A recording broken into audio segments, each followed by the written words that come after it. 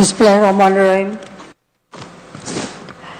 আজকের এই অনুষ্ঠানের সভাপতি, সহকর্মীবৃন্দ, এফএওর রিপ্রেজেন্টেটিভ সহ অন্যান্য সংস্থার প্রতিনিধিবৃন্দ, উপস্থিত সুধী মণ্ডলী, আসসালামু আলাইকুম। বিশ্ব খাদ্য দিবস 2021-এর উদ্বোধনী অনুষ্ঠানে আমি সকলকে আমার পক্ষ থেকে আন্তরিক শুভেচ্ছা জানাচ্ছি। আমি গভীর শ্রদ্ধার সাথে স্মরণ করছি সর্বকালের সর্বশ্রেষ্ঠ বাঙালি জাতির পিতা বঙ্গবন্ধু শেখ মুজিবুর রহমানকে। শ্রদ্ধা জানাই জাতীয় চার নেতার প্রতি, 30 লক্ষ শহীদের প্রতি, 2 লক্ষ মা বোনের প্রতি। শ্রদ্ধার সাথে স্মরণ করি 15ই আগস্ট আমার মা, ভাই সহ যারা শাহাদাত বরণ করেছেন ঘাতকের নির্মম বুলেটের আঘাতে। করোনা মহামারীকালীন যারা মৃত্যুবরণ করেছে তাদেরকে আমি স্মরণ করছি, তাদের আত্মার মাগফিরাত ও শান্তি কামনা করছি।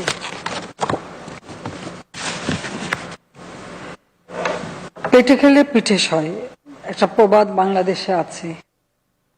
খাদ্যটাই হচ্ছে সব থেকে বেশি গুরুত্বপূর্ণ। তো প্রতি বছর এবার জাতিসংঘের অন্যান্য সদস্য দেশের মতো বাংলাদেশ 16ই অক্টোবর বিশ্ব খাদ্য দিবস হিসেবে উদযাপন করছে। খাদ্য কৃষি সংস্থা এফএও কর্তৃক এই বছরের প্রতিপাদ্য নির্ধারণ করা হয়েছে। Our actions are our future. Better production, better nutrition, a better environment and a better life. অর্থাৎ আমাদের কর্মই আমাদের ভবিষ্যৎ, ভালো উৎপাদনে ভালো পুষ্টি আর ভালো পরিবেশই উন্নত জীবন। আমি মনে করি যে বর্তমানে এই করোনাকালীন সময় এই প্রতিপাদ্যটি অত্যন্ত সময় উপযোগী হয়েছে। বাংলাদেশ একটা দুর্ভিক্ষপীড়িত, ক্ষুধা, দারিদ্র্যে জর্জরিত, শোষিত, বঞ্চিত একটি দেশ এবং বাংলাদেশের মানুষগুলি ছিল। এই মানুষগুলোকে এই বঞ্চনা থেকে উদ্ধার করবার জন্য, তাদের জীবন মান উন্নত করবার জন্য আমাদের মহান নেতা জাতির পিতা বঙ্গবন্ধু শেখ মুজিবুর রহমান সংগ্রাম করেন। এই সংগ্রাম করতে গিয়ে তাকে অনেক কষ্ট সহ্য করতে হয়েছে, জেল জুলুম অত্যাচার সহ্য করতে হয়েছে, কিন্তু বাংলাদেশের মানুষের ভাগ্য পরিবর্তন করাটাই ছিল জাতির পিতা বঙ্গবন্ধু শেখ মুজিবের একমাত্র লক্ষ্য। আর সে ভাগ্য পরিবর্তন হতে পারত একমাত্র স্বাধীনতা অর্জনের মধ্য দিয়ে। তারই নেতৃত্বে আমরা এই বাংলাদেশ স্বাধীন করি, আমরা মুক্তিযুদ্ধে বিজয় অর্জন করি এবং স্বাধীন রাষ্ট্র একটা যুদ্ধ বিধ্বস্ত রাষ্ট্র, যেখানে যুদ্ধকালীন সময়ে কোনো খেতে ফসল উৎপাদন হয়নি, গোলায় এক ফোঁটা খাদ্য মজুদ ছিল না, রিজার্ভ মানি ছিল না, সম্পূর্ণ ধ্বংসপ্রাপ্ত একটি অর্থনীতি। এই ধ্বংস স্তূপের উপর দাঁড়িয়ে জাতিপিতা বঙ্গবন্ধু শেখ মুজিব এই দেশ গড়ার কাজে মনোনিবেশ করেন। তিনি 10ই জানুয়ারি যেদিন বাংলাদেশে পাকিস্তানি কারাগার থেকে মুক্তি পেয়ে ফিরে আসেন, সেই দিনও তিনি বাংলাদেশ কিভাবে চলবে এবং বাংলাদেশের মানুষের মৌলিক চাহিদাগুলি কি এবং সেগুলি পূরণ করা, সে বিষয়েও দিক নির্দেশনা দিয়েছিলেন। এবং 72 সালে 10 জানুয়ারি তিনি একটি ভাষণ দেন। সেখানে তিনি বলেছিলেন, আমার জীবনের একমাত্র কামনা বাংলাদেশের মানুষ যেন খাদ্য পায়, আশ্রয় পায়, উন্নত জীবনের অধিকারী হয়। মূলত এটাই ছিল জাতিপিতার একমাত্র লক্ষ্য, যে বাংলাদেশের মানুষ একেবারে তৃণমূল পর্যায়ে যারা পড়ে আছে, একেবারে হত দরিদ্র যারা, তার সকলের ভাগ্য পরিবর্তন করা, উন্নত জীবন দেওয়া। কিন্তু এই সব কাজের সব থেকে আগে হচ্ছে তাদের ক্ষুধার অন্ন যোগানো। 72 সালে 20 ফেব্রুয়ারি অপর এক ভাষণে তিনি বলেন, আমি কোট করছি, দেশে কৃষি বিপ্লব সাধনের জন্য কৃষকদের প্রতি কাজ করে যেতে হবে। বাংলাদেশ 1 ইঞ্চি জমিও অনাবাদি রাখা যাবে না, আনকোট। বাংলাদেশের 1 ইঞ্চি জমিও অনাবাদি রাখা যাবে না, এই আহ্বানটা তিনি দিয়েছিলেন। এবং এই সময় আমি বলবো যে বাংলাদেশের মানুষ কিন্তু সেই আহ্বানে সাড়া দিয়েছিল। প্রত্যেকে যার যেখানে জমি ছিল, শুধু জমি না, এমনকি অনেকে বারান্দায় টবে বিভিন্নভাবে গাছ লাগানো, যে কোনো তরি তরকারি উৎপাদনে মনোনিবেশ করেছিল।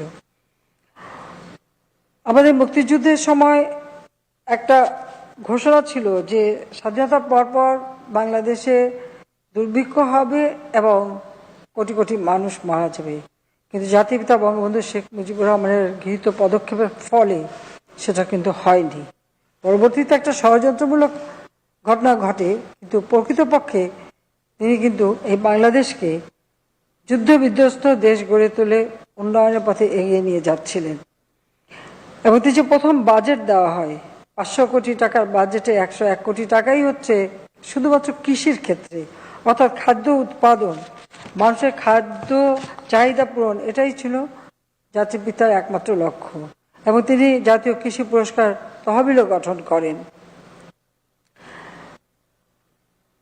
আমাদের জমি অল্প, মানুষের সংখ্যা বেশি, যদিও তখন মাত্র 7.5 কোটি মানুষ, তার মধ্যেও তিনি এটা চিন্তা করেছিলেন যে এই অল্প জমি, তার উপরে পরিবারগুলি ভাগ হয়ে হয়ে এই জমিগুলি খণ্ড খণ্ড রূপে, এবং এই সমস্ত তিনি আমাদের কাছে ছোটবেলা আমরা সবসময় ওনার কাছে শুনতাম, বললেন যে বাংলাদেশের সকল জমিতে যে আইল দেওয়া আছে, আইল মানে জমির মধ্যে যে বিভক্তিকরণ, সেটাকে যদি এক জায়গায় আনা হয় তাহলে ফরিদপুর জেলার মতো ওরকম একটা বিশাল জায়গা পাওয়া যাবে যেখানে চাষ উপযোগী।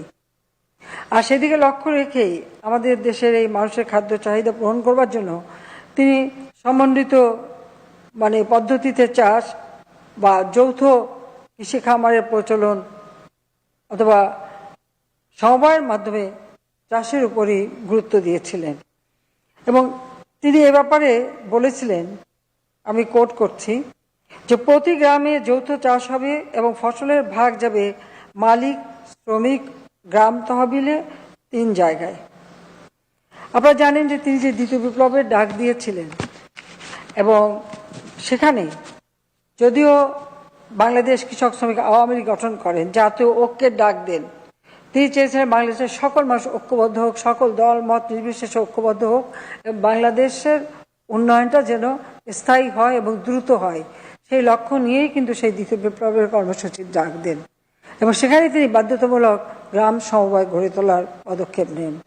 এবং সেই সময় তিনি বলেছিলেন যে কৃষি যান্ত্রিকীকরণ হবে, যন্ত্রের মাধ্যমে চাষ হবে, জমির মালিকানা থাকবে, কিন্তু উৎপাদিত পণ্য যেটা সেটা ভাগ হবে, সেটা শ্রমিক পাবে একটা ভাগ, যে শ্রম দেবে, জমির মালিক যে সে মালিক পাবে একটা ভাগ, আর সরকারি তহবিল অর্থাৎ গ্রাম তহবিলে আসবে একটি ভাগ।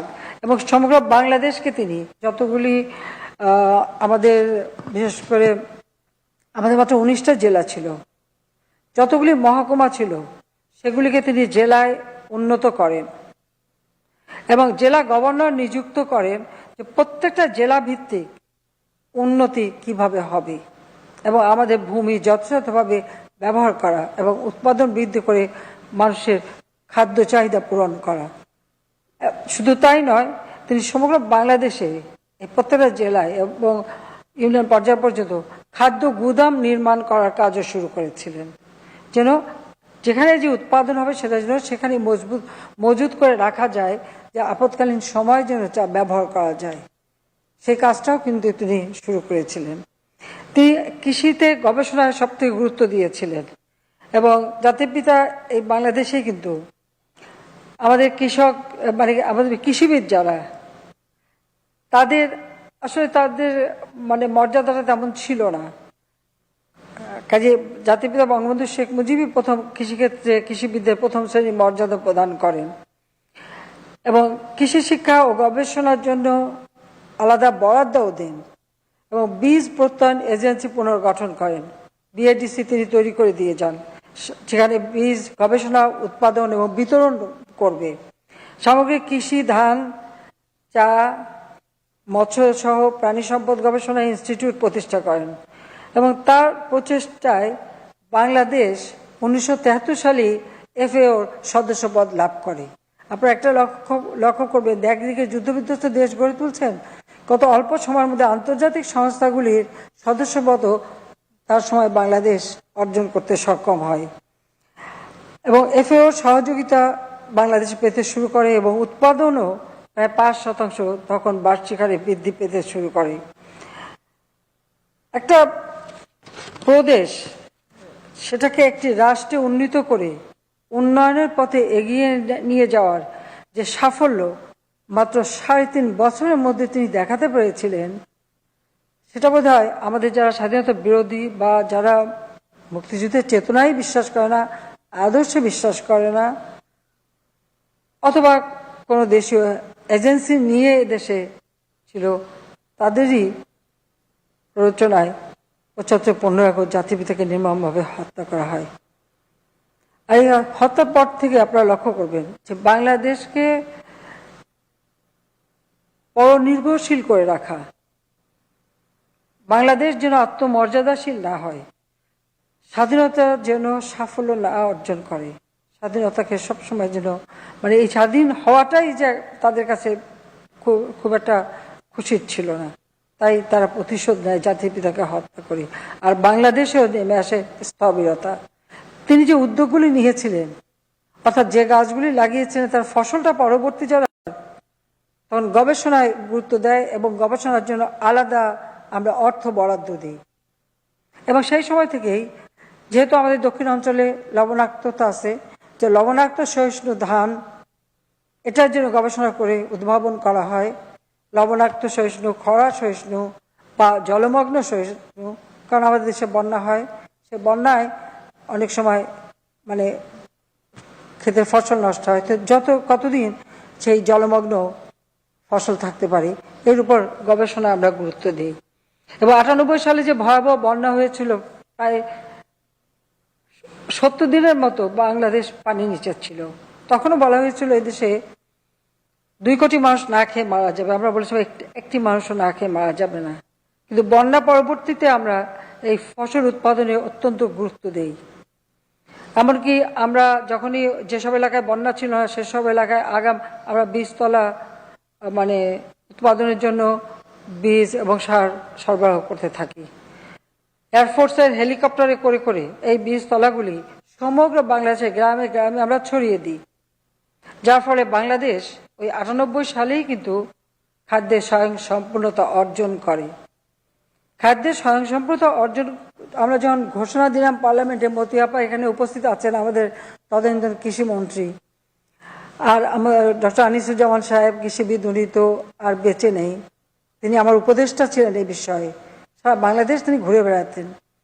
কাজে আমরা যখন এই খাদ্যের স্বয়ংসম্পূর্ণতা ঘোষণা দিলাম, তখন পার্লামেন্টেই বিএনপির পক্ষ থেকে বলা হলো, তখনকার অর্থমন্ত্রী এবং প্রধানমন্ত্রী, অর্থমন্ত্রী সাইফুর রহমান এবং খালেদা জিয়া সহ তাদের কাছ থেকে এই বক্তব্যটা আসলো যে বাংলাদেশে খাদ্যের স্বয়ংসম্পূর্ণ হওয়া ভালো না, বিদেশি সাহায্য পাওয়া যাবে না। আমি শুধু এটুকুই বলতে চাই যে মানুষের নীতির ব্যাপারে, আদর্শের ব্যাপারে যে তফাৎটা রয়েছে সেটা সকলে বোঝা উচিত বাংলাদেশের মানুষের। তা আমি সেখানে জবাবে উঠে দাঁড়িয়ে বলেছিলাম যে বাংলাদেশের মানুষ কি সারা জীবন অন্যের কাছে হাত পেতে ভিক্ষা করে চলবে? জাতির পিতা বঙ্গবন্ধু বলেছিলেন ভিক্ষুক জাতির ইজ্জত থাকে না। তা আমাদেরও সেটা কথা যে আমরা ভিক্ষুক জাতি হতে চাই না। আর বঙ্গবন্ধু শেখ মুজিব এটাও বলেছেন, আমার মাটি আছে, মানুষ আছে, আমি এই দিয়েই বাংলাদেশকে গড়ে তুলব।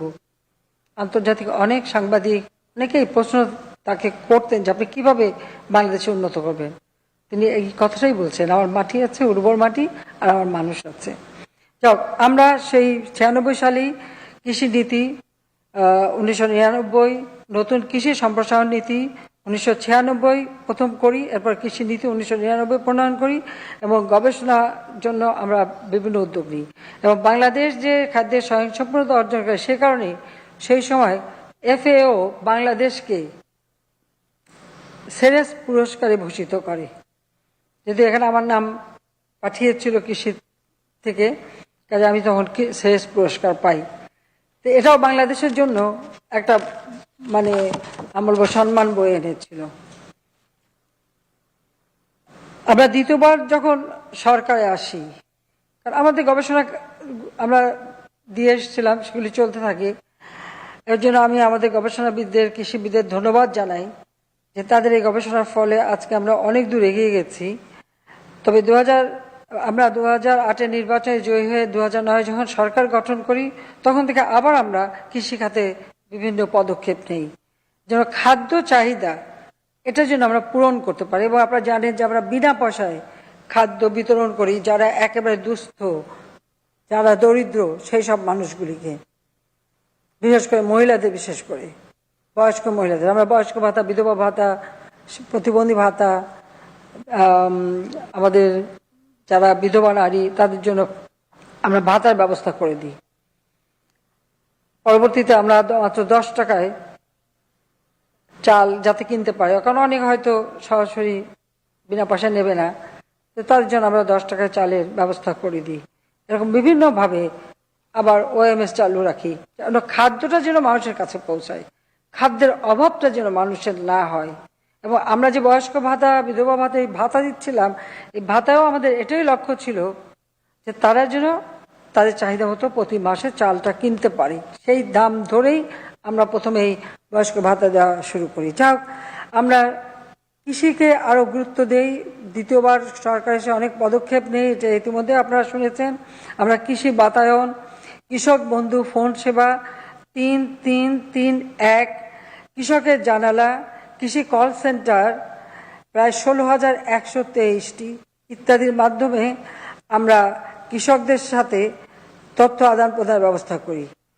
অর্থাৎ 161213 কৃষি ওই কল সেন্টার ফোন করে যে কোনো তথ্য কৃষি সম্পর্কে নিতে পারবে। তাছাড়া আমরা 96 সালে কিন্তু মোবাইল ফোন এটা উন্মুক্ত করে সকলের হাতে পৌঁছে দিই, যার ফলে এখন সকলের হাতেই মোবাইল ফোন।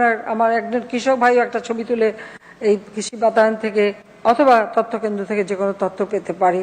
সেই কল সেন্টার সারা বাংলাদেশে আমরা তৈরি করেছি। আমাদের কৃষি উপকরণ অর্থাৎ কৃষিতে যে ভর্তুকিটা দিই, কারণ এই ভর্তুকি দেওয়ার ব্যাপারে অনেক বাধা ছিল, অনেক আন্তর্জাতিক সংস্থা বাধা দিত, ভর্তুকি দেওয়া যাবে না, আমরা তাদের কথা শুনিনি।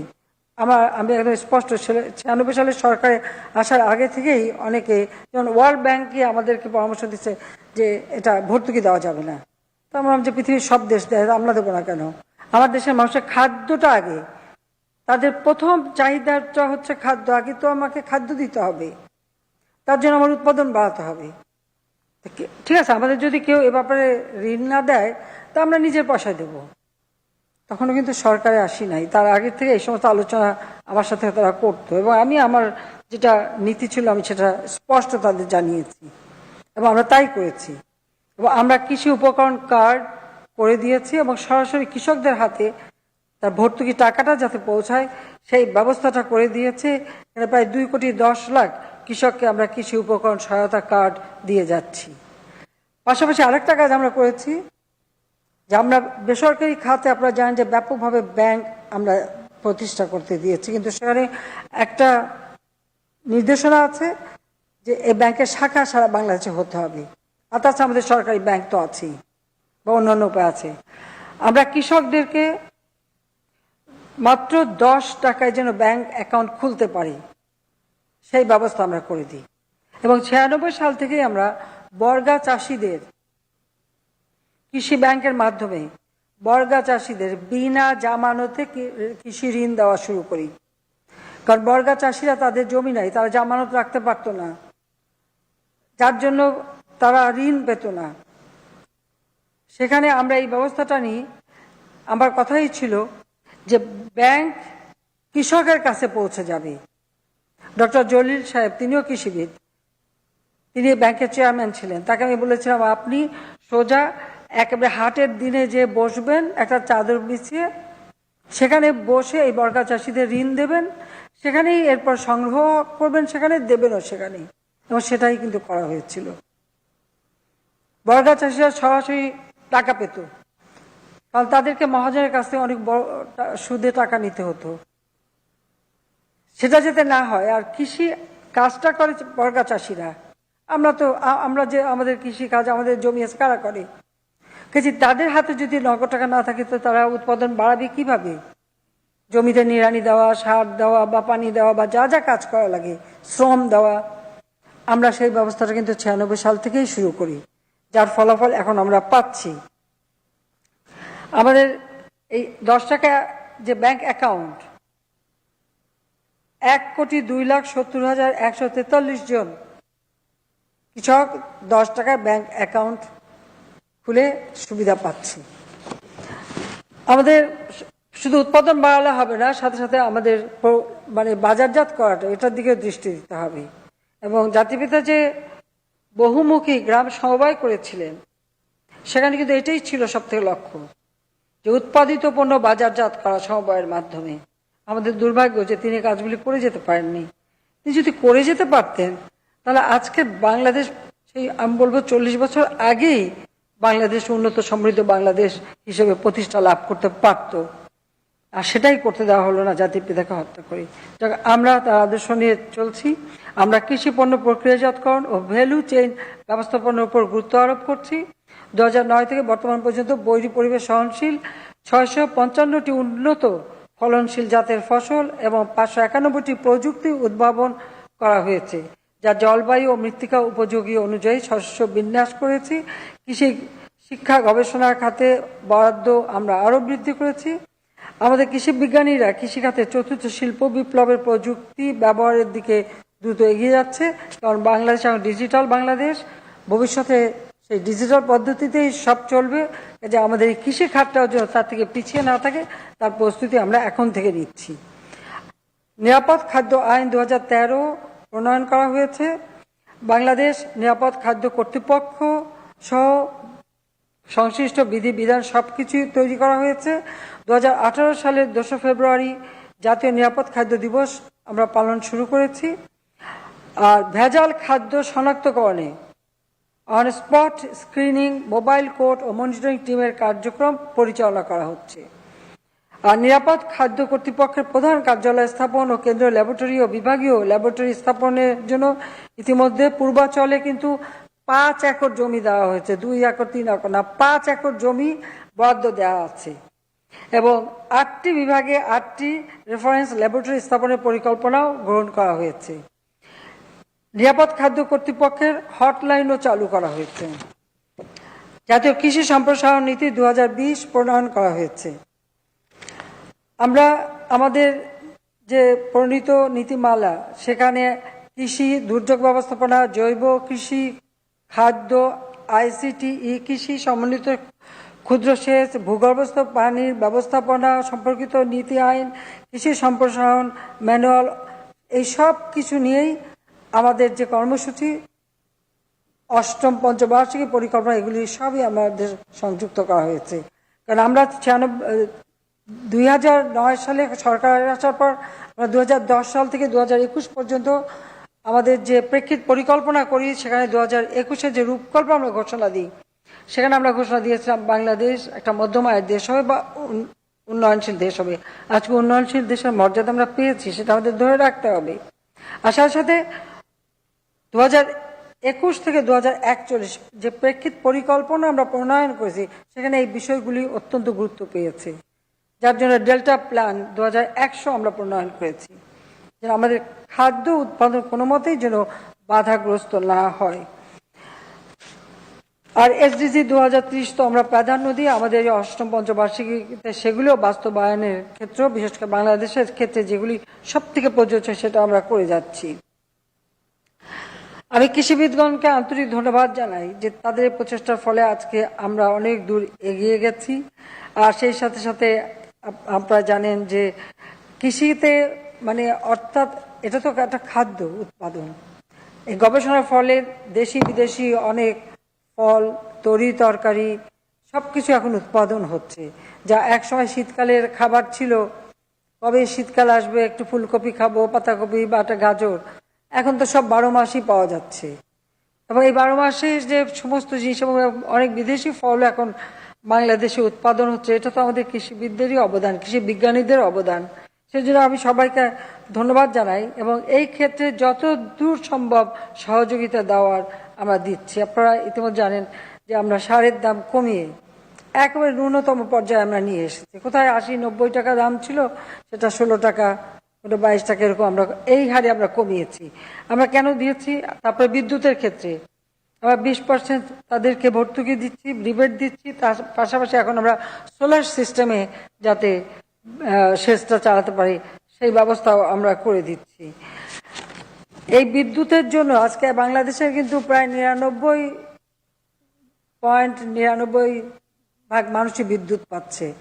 অথচ বাংলাদেশ এমন ছিল যে সার চাইতে যে আন্দোলন করতে হয়েছিল এই দেশের কৃষককে, আর সেই সার চেয়ে আন্দোলন করেছিল বলে খালেদা জিয়া সরকার গুলি করে 18 জন কৃষককে হত্যা করেছিল। আর বিদ্যুতের জন্য যখন আন্দোলন করেছিল সেই চাঁপাইনবাবগঞ্জে কানসাটে, সেখানে গুলি করে 9 জন মানুষকে তারা হত্যা করেছিল। আর 2013 সালে তাদের অগ্নি সন্ত্রাস যখন শুরু করলো বিএনপি আর জামাত মিলে, ওখানকার বিদ্যুৎ কেন্দ্রটি পুড়িয়ে দিয়েছিল।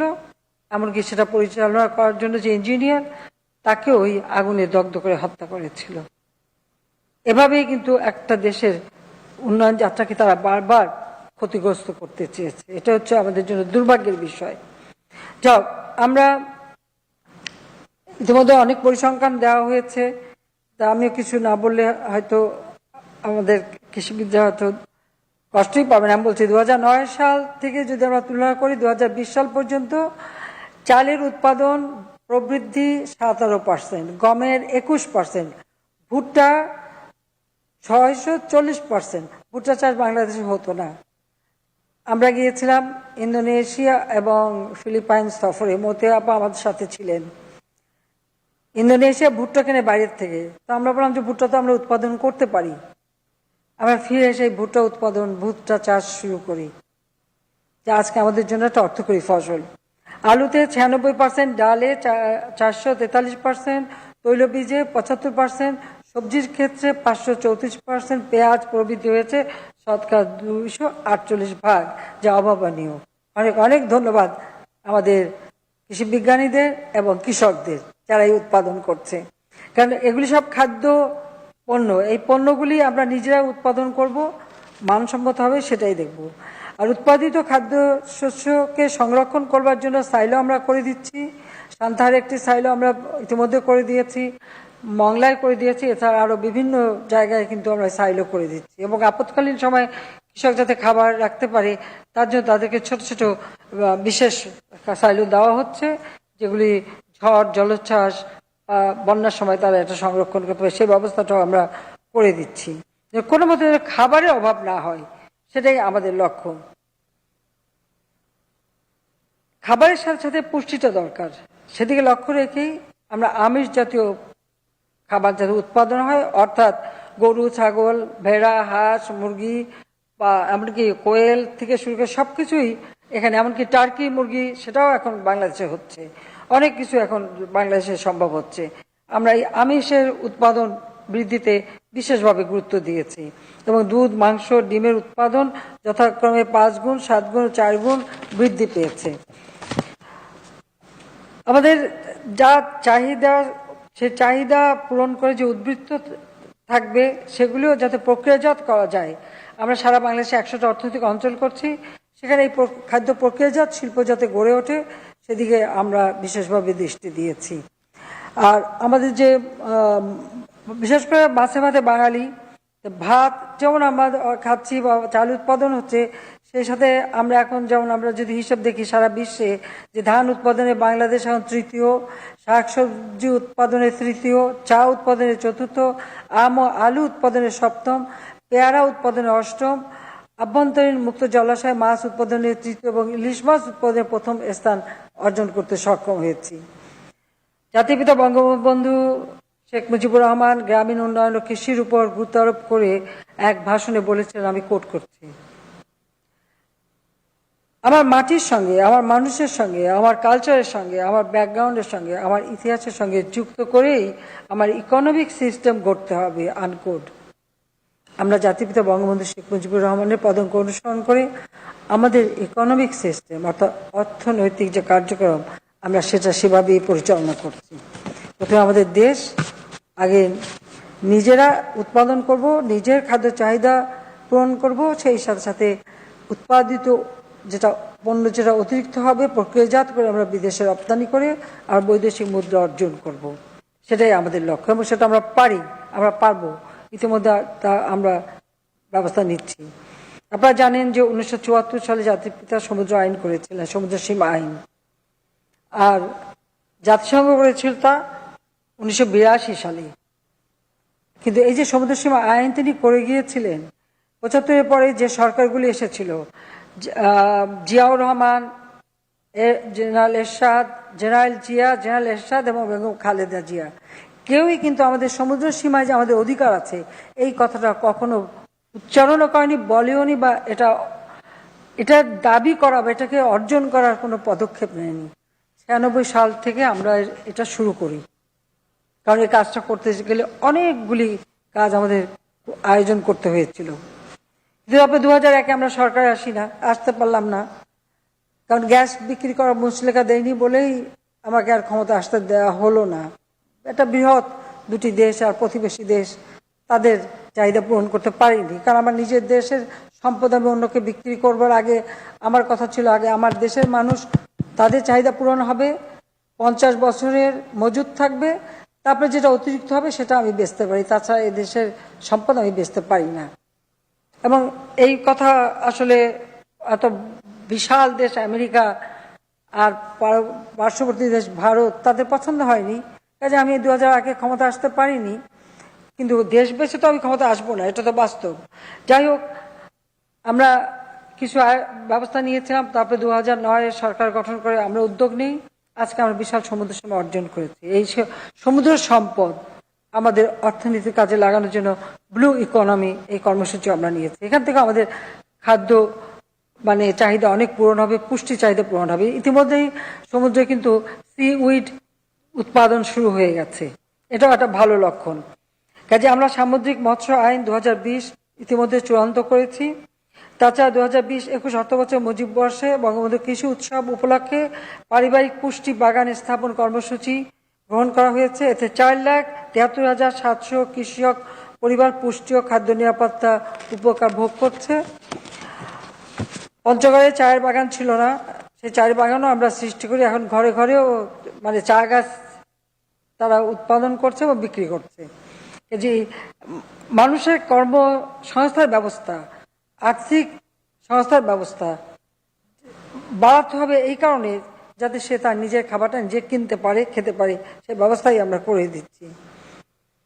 আমি মনে করি যে আজকে আয়তনের দিক থেকে বিশ্বের 94তম হলেও বাংলাদেশ খাদ্য উৎপাদনে বিশ্বে 11তম স্থান অধিকার করে আছে। আমরা ইতিমধ্যে ডিজিটাল পদ্ধতিতে আমাদের ভূমি ব্যবস্থাপনা করা শুরু করেছি। সেখানে ভূমির সঠিক ব্যবহার নিশ্চিত করার জন্য মৌজা ও প্লট ভিত্তিক জাতীয় ডিজিটাল ভূমি জোনিং এর কাজও চলমান রয়েছে। কাজে কৃষি জমি যেন কোনো মতেই ক্ষতিগ্রস্ত না হয় সেদিকে আমরা উন্নয়ন আমরা করে যাব, কিন্তু সেই উন্নয়নটা আমাদের কৃষি জমি সংরক্ষণ করেই করতে হবে। আমাদের লক্ষ্যই হচ্ছে যে বাংলাদেশের মানুষের খাদ্য নিরাপত্তা, পুষ্টি নিরাপত্তা সেগুলি নিশ্চিত করা।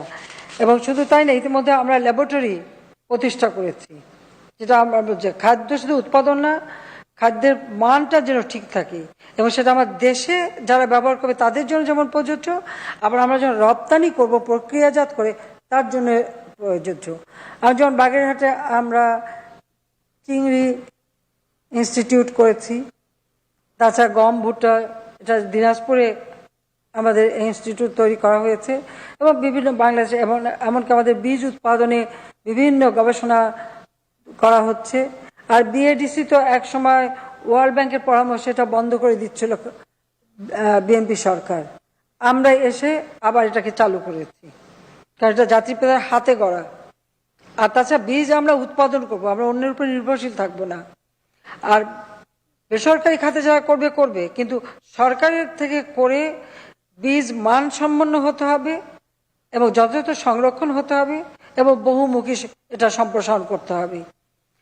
তাছাড়া আমাদের খাদ্য উৎপাদনের আরেকটি পদ্ধতি, আমার অঞ্চল বিশেষ করে টুঙ্গিপাড়ার, কোটালীপাড়া এইসব এলাকায় ছিল ভাসমান সবজি চাষ, সেটাও এখন আমরা জাতীয় পর্যায়ে নিয়ে নিয়েছি।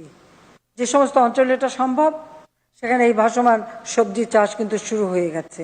এটা একটা খুব প্রাচীন একটা পদ্ধতি। আমাদের ওদিকে মানে মাটি কম, পানি খুব বেশি, কাজে ওখানকার মানুষ কচুরি পানাকে এক করে সেই কচুরি পানা দিয়েই ওই কচুরি পানাগুলি হাতে চেপে চেপে ওটাকে একটা গোল শেপ করে তার মধ্যে বীজ দিয়ে ওই কচুরি পানার মধ্যেই তারা এই ফসলগুলি উৎপাদন করে। কাজে সে বিষয়টা আমি আমাদের সাবেক কৃষিমন্ত্রী মতি আপাকে বললাম, উনি নিজে দেখলেন এবং তারপর থেকে এটাকে আমরা এখন গ্রহণ করে সেটাও আমরা সম্প্রসারণ করছি। এবং ধান বা বীজতলা থেকে শুরু করে নানা রকম সবজি উৎপাদন হয়, আর সেই উৎপাদন মানে আমি বলবো সবজিগুলি খেতে কিন্তু অনেক সুস্বাদু, এটাও আমি বলবো।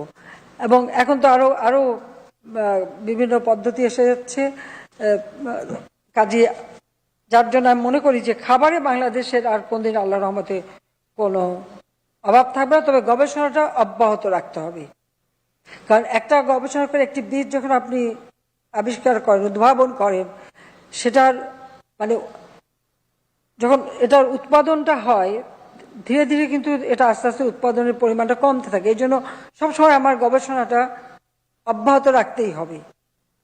এই বিষয়টার উপর সকলকে নজর দিতে হবে। কারণ আমাদের যেমন ইলিশ গবেষণা আছে চাঁদপুরে, তাছাড়া মৎস্য গবেষণা, সবকিছু আমরা করে যাচ্ছি। কাজে আমরা খাদ্য পুষ্টি আমাদের সব গবেষণাগুলি কিন্তু এটা কিন্তু চলমান থাকতে হবে। একটা গবেষণা করেই বন্ধ করা যাবে না, এটাকে আরও সামনে আসবে। এখন আমরা খরা সহিষ্ণু, লবণাক্ত সহিষ্ণু, জলমগ্ন অথবা অতিমাত্রায় শীত বা অতি তাপ সহিষ্ণু এই ধরনের ফসল গবেষণায় সাফল্য অর্জন করেছি। কাজে আমাদের বিজ্ঞানীরা সত্যি মানে আমি মনে করি যে তারা বিশ্বের সর্বশ্রেষ্ঠ বিজ্ঞানী, কৃষি বিজ্ঞানী আমাদের দেশে রয়েছে, সেটাই আমি মনে করি। সেজন্য সবাইকে আন্তরিক ধন্যবাদ জানাই। আমি বাংলাদেশ এগিয়ে যাচ্ছে, বাংলাদেশ এগিয়ে যাবে, জাতির পিতার স্বপ্ন ক্ষুধা দারিদ্র্যমুক্ত বাংলাদেশ আমরা গড়ে তুলব। কাজেই নিরাপদ খাদ্য, পুষ্টির নিশ্চয়তা এবং শিক্ষা চিকিৎসা সহ মৌলিক চাহিদাগুলি পূরণ করা, এবং বাংলাদেশে একটি মানুষও গৃহহীন থাকবে না। প্রতিটি গৃহহীন মানুষের জন্য আমরা ঘর তৈরি করে দিচ্ছি। আমি আশা করি যে এদেশে একটি মানুষও আর ঠিকানাবিহীন থাকবে না, তাদের সবাইকে আমরা ঘর করে দেব। আর ইতিমধ্যে বিদ্যুৎ তো আমরা দিচ্ছি, তাছাড়া রাস্তাঘাট, পুল ব্রিজ ব্যাপক উন্নয়ন করে যাচ্ছি। আর এই করোনাকালীন সময়ে একটা মহামারী আকারে দেখা গেছে, তখনই আমি আহ্বান জানিয়েছি যে আমাদের 1 ইঞ্চি জমি যেন অনাবাদি না থাকে। অর্থাৎ সারা বিশ্বের অনেক দেশে এখন খাদ্যের অভাব, অনেক দেশ খুব মানে দুর্ভিক্ষ অবস্থার দিকে চলে যাচ্ছে। কিন্তু বাংলাদেশের জাতির পিতার ভাষায় বলতে হয় যে বাংলাদেশের মাটি আছে, মানুষ আছে, আমরা যেন কখনো খাদ্যের অভাবে আর না ভুগি। উত্তরবঙ্গ আওয়ামী লীগ সরকার আসলেই মঙ্গামুক্ত হয়, কাজে মঙ্গামুক্তই থাকবে। বাংলাদেশে আর যেন কখনো দুর্ভিক্ষ না হতে পারে, আর কেউ যেন চক্রান্ত করে দুর্ভিক্ষ করতে না পারে, সেদিকে বিশেষভাবে আমাদের দৃষ্টি দিতে হবে।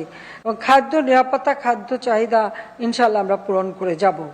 হত দরিদ্রদের মাঝে বিনামূল্যে খাদ্য দিয়েও তাদের খাদ্য চাহিদা আমরা পূরণ করব।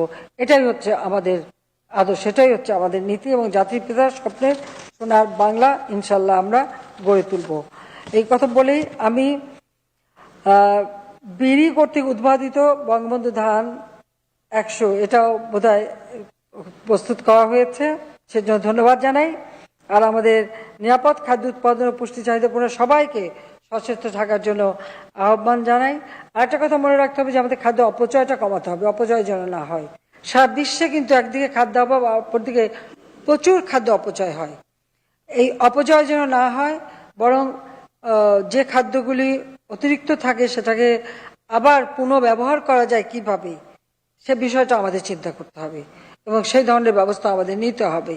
যে উদ্বৃত্ত যে খাদ্যটা থাকবে বা আপনি খেতে বসে আপনার কাছে যে উদ্বৃত্তটা, সেটাও কিভাবে পুনঃব্যবহার করে তার দ্বারা অন্তত ঠিক আছে অন্য কোনো চাহিদা পূরণ করা যায় কিনা, সে বিষয়টাকেও আমার মনে হয় গবেষণার মধ্যে রাখা দরকার, এবং যথাযথ ব্যবস্থাও নিতে হবে।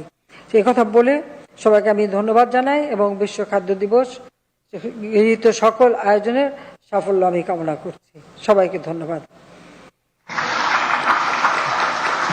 আমি ধন্যবাদ মাননীয় না প্রধানমন্ত্রী। এক মিনিট আমি একটু বিশেষভাবে ধন্যবাদ জানাতে চাই এই জন্য যে আমাদের মানে পুষ্টি চাহিদা পূরণের জন্য গবেষণা করে বিড়ি কর্তৃক উদ্ভাবিত বঙ্গবন্ধু ধান 100 এটা যারা উৎপাদন করেছেন মানে এটা যারা উদ্ভাবন করেছেন সেই কৃষিবিদদের আমি বিশেষ করে ধন্যবাদ জানাচ্ছি ঠিক আছে ধন্যবাদ। জয় বাংলা, জয় বঙ্গবন্ধু, বাংলাদেশ চিরজীবী হোক। অশেষ ধন্যবাদ মাননীয় প্রধানমন্ত্রী। সুধীমণ্ডলী, এখন বঙ্গবন্ধু ধান 100 দিয়ে নির্মিত জাতির পিতার প্রতিকৃতি উন্মোচনের মাধ্যমে বঙ্গবন্ধুর জন্ম শতবার্ষিকীতে বাংলাদেশ ধান গবেষণা ইনস্টিটিউট কর্তৃক উদ্ভাবিত ধানের নতুন জাত বঙ্গবন্ধু ধান 100 অবমুক্ত করবেন মাননীয় প্রধানমন্ত্রী জননেত্রী শেখ হাসিনা। মাননীয় প্রধানমন্ত্রীকে বঙ্গবন্ধু ধান 100 দিয়ে নির্মিত জাতির পিতার প্রতিকৃতি উন্মোচন করার জন্য বিনীত অনুরোধ করছি। সবাইকে দাঁড়িয়ে সম্মান প্রদর্শনের জন্য অনুরোধ করছি।